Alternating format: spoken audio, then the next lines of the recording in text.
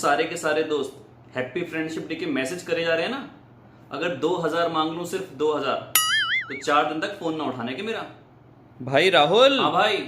भाई मेरे 100 रुपए दे दे वापस। अबे दे दूंगा, कहीं भागे जा रही हूँ।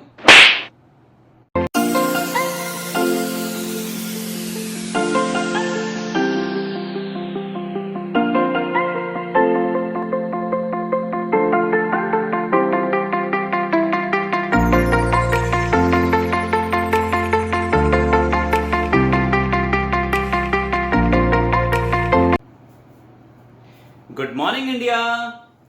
केम छो बच्चों, मजाમાં? Welcome back to your beautiful से चैनल विद योर हैंडसम। नाई ने तो हमारे बाल भी खराब कर दिए। विद योर हैंडसम टीचर, जिसका नाम है फिजिक्स बाय राहुल बंसल। करते हैं स्टार्ट आज का नन्ना मुन्ना प्यारा सा टॉपिक, जिसका नाम है equation of motion by graphical method. सही सुना आपने, equation of motion by graphical method, जो बहुत ही इंपॉर्टेंट टॉपिक है बच्चों आपके एग्जामिनेशन पॉइंट ऑफ व्यू से। तो आइए देख लेते हैं पहले क्या है इसके बेसिक्स, और फिर स्टार्ट करते हैं इन तीनों इक्वेशन की डेरिवेशन। तो सबसे पहले बच्चों हम इसकी कुछ बेसिक्स देखते हैं। Equations of motion by graphical method.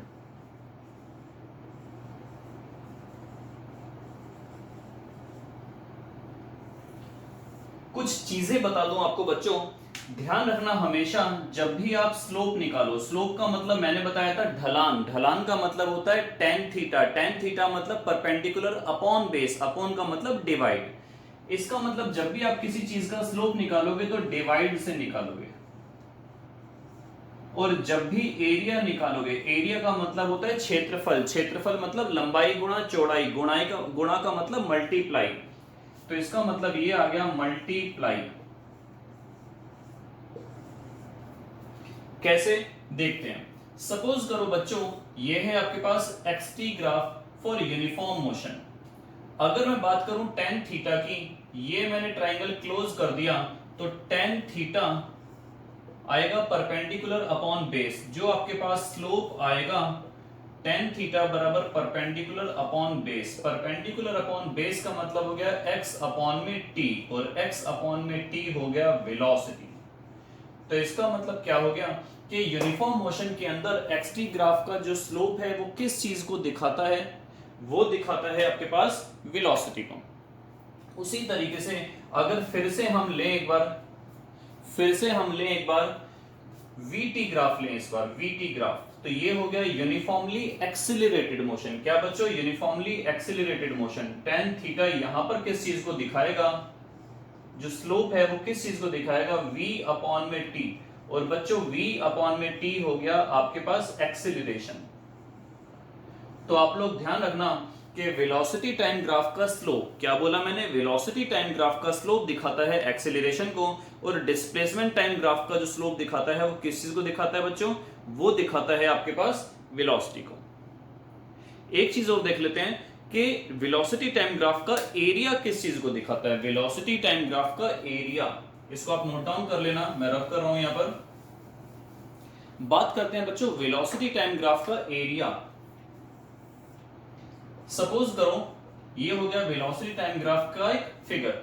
अगर मैं बात करूं इस एरिया की, ये थोड़ा सा कॉम्प्लिकेटेड हो गया, इसलिए अगर मैं इसको इस तरीके से हॉरिजॉन्टली बात कर लूं तो ज्यादा बेटर रहेगा। आगे हम बात कर लेंगे इंक्लाइंड की भी।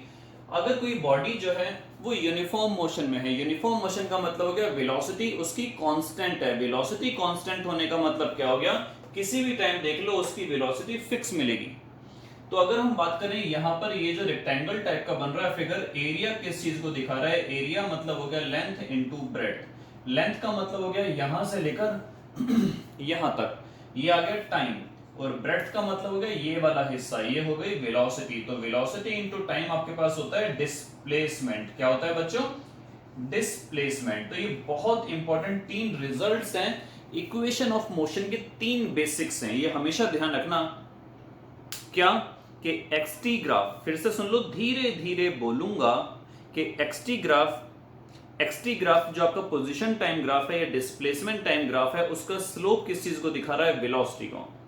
वेलोसिटी टाइम ग्राफ का जो स्लोप है वो किस चीज को दिखा रहा है? एक्सीलरेशन को। और वेलोसिटी टाइम ग्राफ का जो एरिया है वो किस चीज को दिखा रहा है बच्चों? डिस्प्लेसमेंट को। तो इन तीनों बेसिक्स के साथ हम फटाफट स्टार्ट करते हैं इक्वेशन ऑफ मोशन।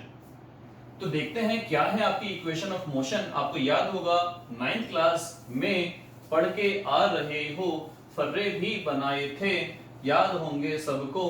क्या फर्रे? नहीं पढ़ा हुआ। अच्छे बच्चे, अब समझदार बच्चे हो। तो फर्स्ट इक्वेशन है आपके पास v equals to U plus A T, जहां पर v है फाइनल वेलोसिटी, u है इनिशियल वेलोसिटी, a है यूनिफॉर्म एक्सीलरेशन और t है समय। t है आपके पास समय। तो सबसे पहले बच्चों ग्राफ बनाते हैं आपके पास कुछ ऐसा। ये हो गया v एक्सिस, ये हो गया टाइम एक्सिस। सपोज करो जब हमने देखा तो बॉडी में इनिशियल वेलोसिटी कितनी थी? इनिशियल वेलोसिटी थी u। उसके बाद बॉडी में आया यूनिफॉर्म एक्सीलरेशन। यूनिफॉर्म एक्सीलरेशन का मतलब हो गया बॉडी चलती चली गई, चलती चली गई, चलती चली गई, यहां पे जाके रुकी। इसको हमने यहां पर ऐसे मिला दिया, भैया मिल जा, और ये आ गया आपके पास वेलोसिटी वाली एक्सिस, ये हो गई। और यहां पर इस तरीके से अगर मैं आगे ड्रॉ करूं तो ये पॉइंट मिला आपका फाइनल वेलोसिटी का, यहां से लेकर यहां तक। ये है आपके पास फाइनल वेलोसिटी और ये है आपके पास इनिशियल वेलोसिटी। और ये हिस्सा क्या हो गया? ये हो गया v माइनस यू। ये आपके पास हिस्सा हो गया, मैं यहां पर लिख देता हूं, ये हो गया आपके पास v माइनस यू। अगर मैं यहां पर tan थीटा ड्रॉ करूं एक, तो यहां पर हम फाइंड आउट करते हैं बच्चों इस इक्वेशन को, जिसको हम बोलते हैं first equation of motion, Newton की first equation of motion, first equation of motion.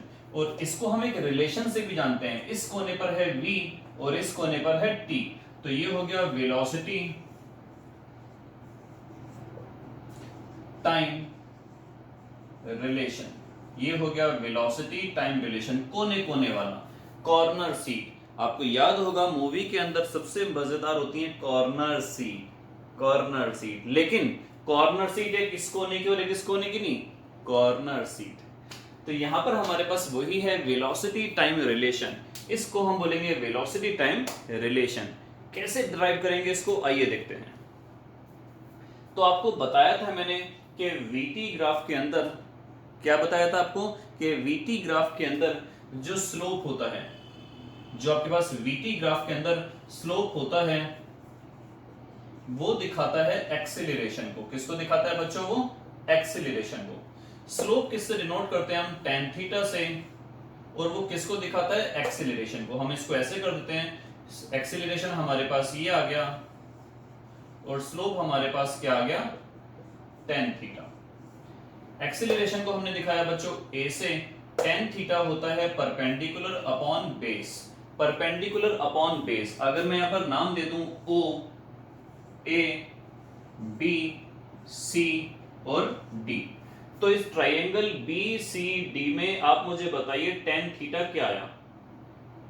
जोर से बताइए, ध्यान से बताइए।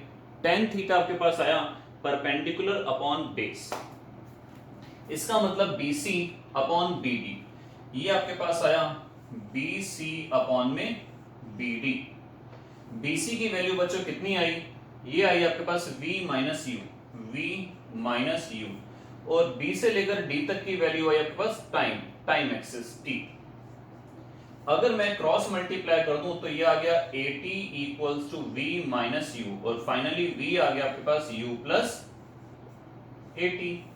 तो ये आपके पास निकल के आ गई वेलोसिटी टाइम रिलेशंस। नेक्स्ट है आपके पास सेकंड इक्वेशन ऑफ मोशन, जिसको हम बोलते हैं डिस्प्लेसमेंट टाइम रिलेशन या फिर बोलेंगे पोजीशन टाइम रिलेशन। क्या है वो, आइए देखते हैं।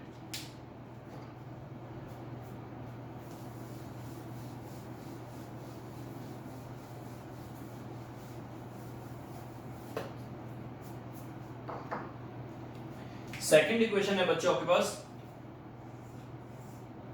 S equals to ut plus half A T square, S equals to U T plus half A T square. इसको हम बोलते हैं, एस को चाहे तो पोजीशन बोल दो चाहे तो डिस्प्लेसमेंट बोल दो, तो इसको हम दो नाम से जानते हैं, पोजीशन टाइम रिलेशन या डिस्प्लेसमेंट टाइम रिलेशन। आपको ये नाम जानने बहुत जरूरी है क्योंकि एग्जाम में कई बार इन्हीं नामों से पूछ लिया जाता है। पोजीशन टाइम रिलेशन या फिर डिस्प्लेसमेंट टाइम रिलेशन। करते हैं स्टार्ट। आपको अभी अभी बताया था कि वेलोसिटी टाइम ग्राफ का जो एरिया होगा, क्या एरिया होगा, वो बच्चों किस चीज को डिनोट करेगा, वो डिनोट करेगा डिस्प्लेसमेंट को। ध्यान रखना बात है। तो यहां पर हम ऐसे ही लेके चलेंगे कि डिस्प्लेसमेंट जो है वो किस चीज से डिनोट हो रहा है, वो डिनोट हो रहा है एरिया से, area of this graph. Displacement को दिखाते हैं एस से, और एरिया किस चीज का, ओ डी सी बी ए ओ, ये पूरा एरिया। बॉडी यहां से लेकर यहां तक गई तो यहां से इससे ये पूरा एरिया जो कवर हो रहा है, ऐसे लाइन आपकी ये वाली है तो ये वाली लाइन जो पूरा एरिया कवर कर रही है, तो हम बोलेंगे एरिया किसका, area of O D C B A O, इस पूरी फिगर का एरिया, क्लोज्ड फिगर का एरिया। डिस्प्लेसमेंट को दिखाया एस से। अब ध्यान से देखिए, क्या ये फिगर दो पार्ट्स में डिवाइडेड है? हाँ जी, ये फिगर दो पार्ट्स में डिवाइडेड है। नीचे वाली फिगर का नाम हो गया रेक्टेंगल और ऊपर वाली फिगर का नाम हो गया ट्राइएंगल। कुछ बात समझ में आई? नीचे वाली फिगर का नाम हो गया रेक्टेंगल, तो हम इसको ऐसे लिखेंगे, area of rectangle O D B A, और ऊपर वाली फिगर हो गई एरिया ऑफ ट्राइएंगल, नाम हो गया डी सी बी एस। तो आपके पास ट्राइएंगल का एरिया बच्चों क्या होता है, 1/2 बेस इंटू हाइट, और रेक्टेंगल का एरिया क्या होता है, लेंथ इंटू ब्रेड्थ। समझ में आई बात कुछ? तो रेक्टेंगल का एरिया कितना आया, ये आ गया आपके पास ब्रेड्थ और ये आ गया आपके पास लेंथ, तो ये आ गया आपके पास u और ये आ गया आपके पास t, तो ये आ गया आपके पास u into T plus triangle का एरिया कितना हो गया, 1/2 बेस। आपके पास बेस कितना आया, ये आया आपके पास t, क्योंकि ये वाली एक्सिस तो t है, तो ये आया आपके पास t। और हाइट कितनी आई बच्चों, यहां से लेकर यहां तक, ये आई आपके पास v माइनस यू। ध्यान से देखो, इस ट्राइंगल की हाइट कितनी है, v minus you, v minus you. अरे एक्सेलरेशन तो है ही नहीं इसके अंदर, तो ठीक है ना, एक्सेलरेशन निकाल देते हैं। तो ये आपके पास कितना आया, 1/2 t into V minus U. आपको याद होगा कि अभी अभी आपने पिछली वाली इक्वेशन में क्या करा था, a equals to V minus U upon में t करा था।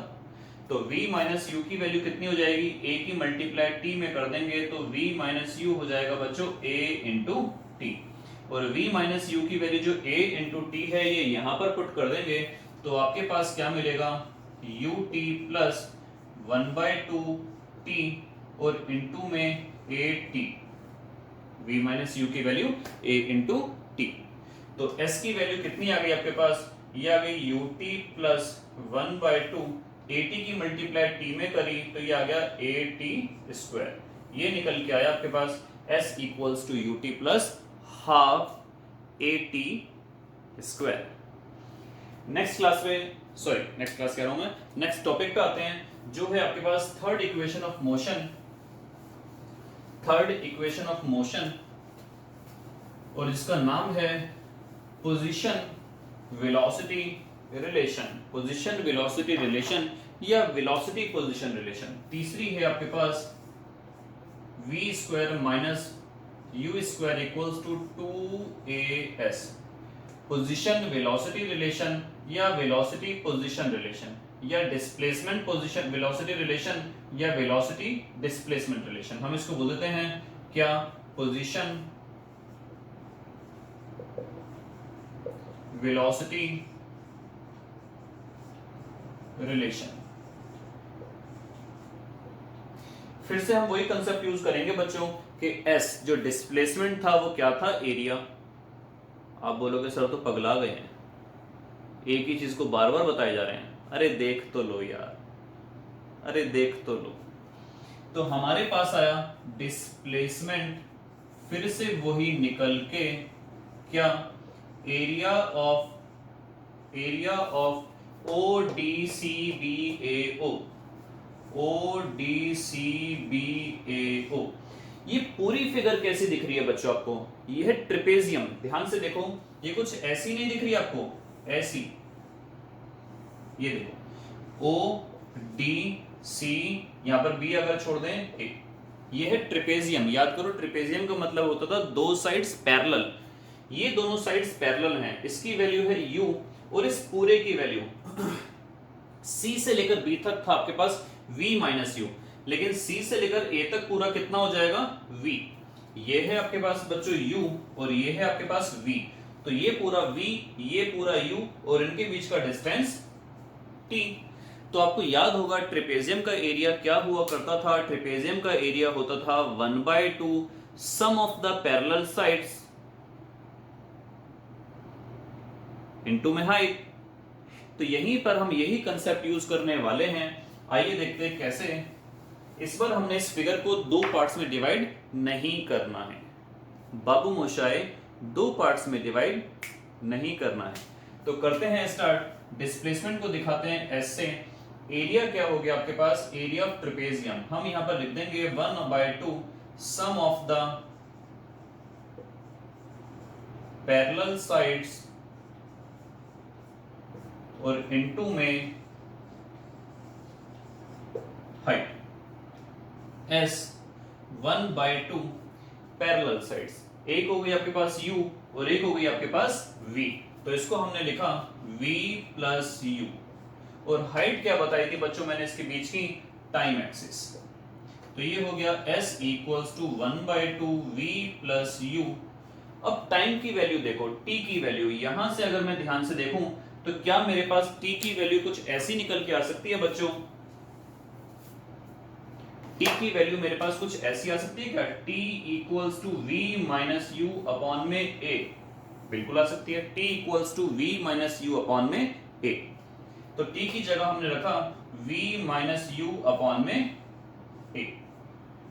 आपको याद होगा A plus B into A minus B का फॉर्मूला क्या हुआ करता था, A square minus B square. तो यह हमारे पास क्या आया, V plus U into V minus U, नीचे है A, नीचे है 2, जो क्रॉस मल्टीप्लाई होकर बन जाएगा 2AS, ये बचा V square minus U square. तो यही तो आपके पास फॉर्मूला था, ये V square minus U square equals to 2AS। तो इस तरीके से ग्राफिकल मेथड से हमने तीनों इक्वेशंस ड्राइव करी। नेक्स्ट क्लास में स्टार्ट करेंगे आपकी यही तीनों इक्वेशंस फिर से, लेकिन इस बार हमारे पास मेथड होगा कैलकुलस मेथड। आई थिंक ये वाली आपको इजीली अंडरस्टैंड हो गई होंगी, समझ में आ गई होंगी, क्योंकि आपने 9th क्लास में थोड़ा सा पढ़ चुके हो।